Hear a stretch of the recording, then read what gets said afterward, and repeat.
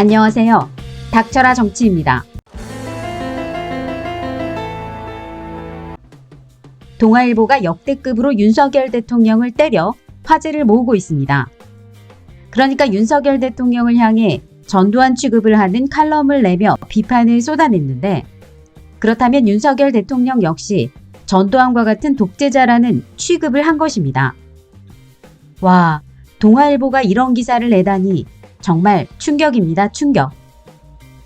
참고로 동아일보의 김순덕 대기자는 해당 칼럼을 통해 윤석열 대통령의 최근 친일 행보를 지적하며, 적어도 일본인을 대상으로 했던 일본 요미우리 신문 인터뷰보다는 자국민의 마음을 더 헤아려야 했었다며 최근 논란이 된 대통령실의 일방적 브리핑을 후려쳤는데, 그리고 또 김순덕 대기자는 바이든 날리면 파문 이후 도어 스태핑도 없애고 신년 기자회견도 달랑 모 조간신문 한 곳과 했던 윤석열 대통령이 한국인 기자들한테는 껄끄러운 질문을 던질 멍석을 깔아줄 리 없다. 자국 기자를 피하는 건 자국민의 알 권리를 외면하는 것과 같다는 걸 모르는지 안타깝다. 질문은 받기 싫고 할 말은 많은 윤석열 대통령이 할 수 있는 것은 담화문밖에 없었을 터라면서 윤석열 대통령을 향해 비판을 이어갔습니다. 그러면서 또 김순덕 대기자는 윤석열 대통령이 국무회의 의장석에 앉아 일방적인 대국민 담화식으로 말한 최근 발언에 대해 아주 핵사이다 같은 비판을 쏟아부었는데, 그러니까 대통령이 자리에 앉아 대국민 담화문을 발표한 예는 오직 제5공화국 독재자 전두환 정도라는 비판도 퍼부었습니다. 국어사전에 따르자면 공적인 자리에 있는 사람이 어떤 문제에 대한 견해나 태도를 밝히기 위해 공식적으로 발표하는 글이 바로 담화문이다.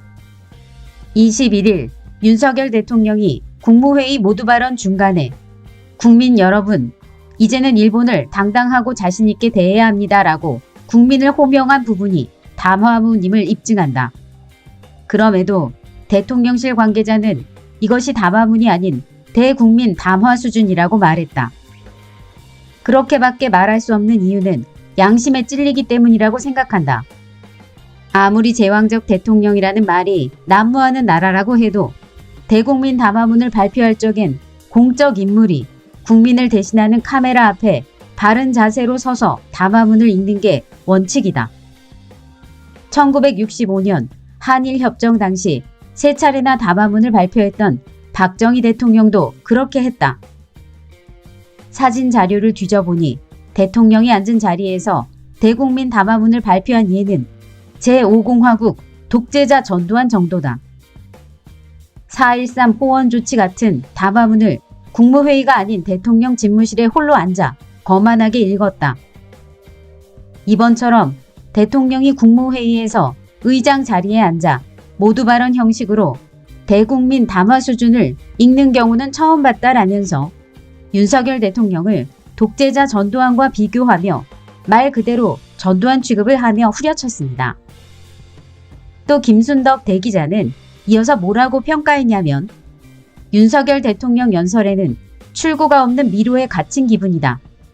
저 역시 눈앞의 정치적 이익을 위한 편한 길을 선택해 역대 최악의 한일 관계를 방치하는 대통령이 될 수도 있다는 등 대통령 자신의 기분과 입장만 나온다. 국민의 상처받은 자존심에 대해선 관심도 없는 것 같다. 피해자에 대해서도 정부는 피해자와 유족의 아픔이 치유될 수 있도록 최선을 다할 것이라는 한 줄 뿐이다. 그리고는 이것도 몰라라는 식으로 전임 문재인 정부의 실책을 고발하고 각종 역사적 사실과 경제 안보적 기대 효과를 복잡한 숫자와 함께 마구 우겨 넣듯 나열했다. 그리고 일본 야당이 우리 야당을 만나 설득해준다고 할 때 윤석열 대통령은 부끄러웠다는 말을 너무 했다. 대통령은 왜 남의 나라 사람도 만난다는 우리 야당을 만날 생각도 안 하는가? 방일 뒤 윤 대통령은 야당과 만나 한일 회담 결과를 설명할 수도 있었고 강제동원 피해자들을 만날 수도 있었다. 그렇지만 하지 않았다라면서 아직도 검찰의 DNA를 벗어버리지 못한 윤석열 대통령은 야당은 물론이고 심지어 국민도 피의자처럼 다루는 경향이 있다. 이번 길고 지루한 23분간의 대국민 담화 수준을 들으면서 나는 마주치기 싫은 꼰대한테 딱 붙잡혀 되게 깨지는 기분이었다라면서 그동안 조중동이 낸 칼럼 중에 가장 강한 비판으로 기록될 것 같은 아주 역대급 비판들을 쏟아냈습니다. 한편 재계에 따르자면 삼성이 윤석열 정부가 일본의 전범 기업들 대신 배상을 해주는 한일 미래기금에 돈을 내지 않겠다고 결정을 내렸다고 보도돼 화제를 모으고 있습니다.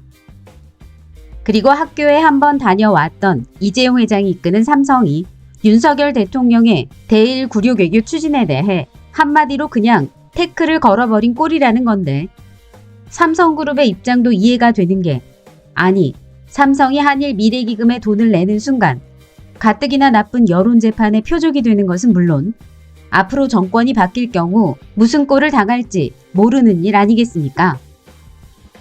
게다가 미르재단의 악몽이 아직 가시지도 않았을 테고 그리고 또 재계 관례상 삼성이 나서지 않는다면 다른 주요 그룹들도 나서기 어려운 상황이니 윤석열 정부의 레임덕은 앞으로 더 심화될 조짐으로 보입니다. 그럼 마지막으로 유시민 작가가 예측한 차기 총선에 대한 논리적인 분석 소개해드리면서 이만 인사드리겠습니다. 사람들은 익숙한 거에 대해서는 평가를 안 하거든요. 아무리 좋은 것도 익숙해지면 그것이 이미 익숙한 정보이기 때문에 우리 뇌에서는 그걸 별로 중요하게 여기질 않습니다. 그래서 어떤 분들은 그러죠. 어떤 훌륭한 대통령이 나오셔가지고 이렇게 잘해줬는데 몇 년 지나지 않아가지고 배은망덕하냐. 그것도 당연한 거예요. 계속 잘해주는 거는 기본값이라고요. 그거에 대해서는 우리 뇌가 별 반응을 안 해요. 그래서 좋은 것을 우리가 좋다고 인식하려면 나쁜 것을 겪어야 돼요.